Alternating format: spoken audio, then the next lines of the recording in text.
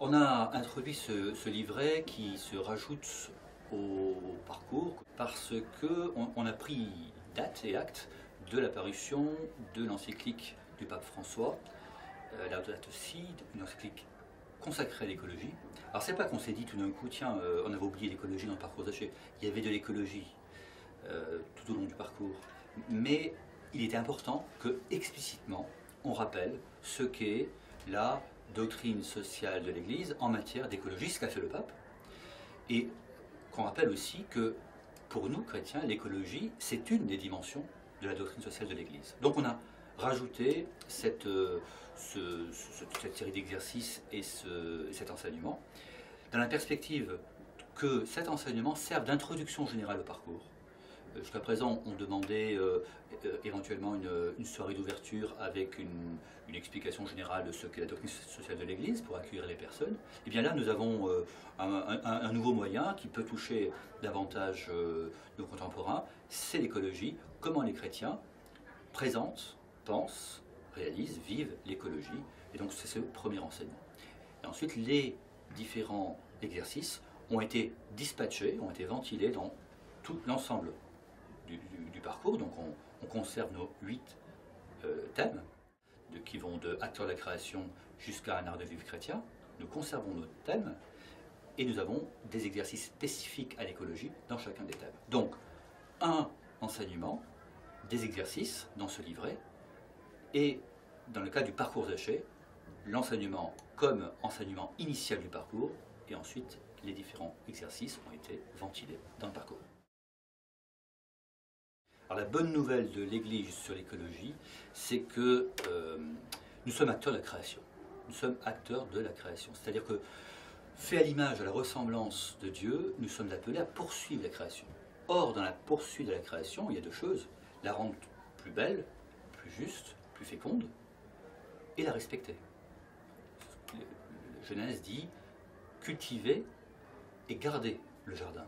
Donc deux dimensions, à la fois cultiver, être acteur de la création, mais aussi avoir le respect de cette création qui nous est confiée. Donc la bonne nouvelle, c'est qu'il n'y a pas une sorte d'obligation morale à rajouter à toutes nos obligations morales pour la vivre en société. Il y a une vie qui nous est donnée, un art de vivre qui nous est donné, et dans cet art de vivre, il y a aussi le respect de la création. L'écologie est un art de vivre chrétien, ou plutôt l'écologie participe à l'art de vivre chrétien, parce que, d'abord il y a un art de vivre chrétien, c'est-à-dire il y a une façon de vivre qui est propre aux chrétiens, parce qu'ils annoncent que c'est la circulation d'amour qui fait le monde. Et dans cette circulation d'amour, il y a l'homme, la femme, fait à l'image et ressemblance de Dieu. Il y a l'homme et la femme qui participent à la création, qui poursuivent la création. Et du coup, notre relation à la création, c'est une relation qui nous nourrit. Nous ne sommes pas là pour pomper les ressources de la nature, pour utiliser la création. Nous sommes là pour nous nourrir dans cette nature, dans cette création qui nous est donnée. L'art de vivre chrétien en matière écologique, il est relativement simple. C'est un art de vivre qui est lié à l'harmonie que Dieu a voulu dans le monde initialement.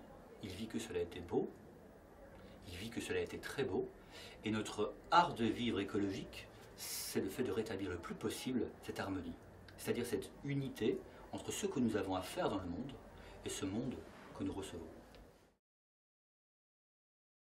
Il y a 1000 façons de s'approprier la dimension écologique de l'art de vivre chrétien. Donc, j'insiste, dans l'art de vivre chrétien, qui est un art social, politique, économique, il y a aussi la dimension écologique. Et chacun va trouver sa voie, que ce soit en termes de nourriture, en termes de limitation du gaspillage, en termes de consommation, en termes de respect des autres, des êtres et des choses.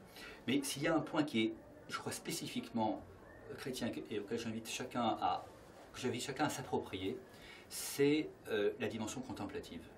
Il ne peut pas y avoir une vie sociale, politique, économique et écologique sans que l'on prenne le temps de contempler la nature qui nous est donnée et de la recevoir comme un don.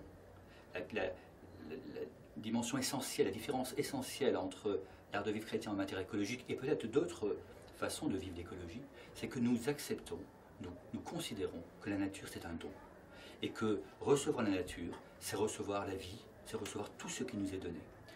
Et ça exige de prendre le temps de contempler la nature, les autres, les êtres, les choses. Prendre le temps, cette mise à distance, je n'ai rien à faire de la nature, j'ai juste à la voir et à l'accepter. Et du coup à m'accepter moi-même, à accepter mes frères et sœurs, mes contemporains, comme des dons. Si j'avais un mot de la fin, ce serait joie. On n'est pas... l'écologie, c'est pas une raison de culpabiliser parce que nous aurions détruit, gaspillé. C'est une raison, une manière d'être encore plus humain, encore plus vrai, parce que nous cultivons ce jardin, mais aussi nous en prenons soin, comme nous prenons soin de nos frères et sœurs.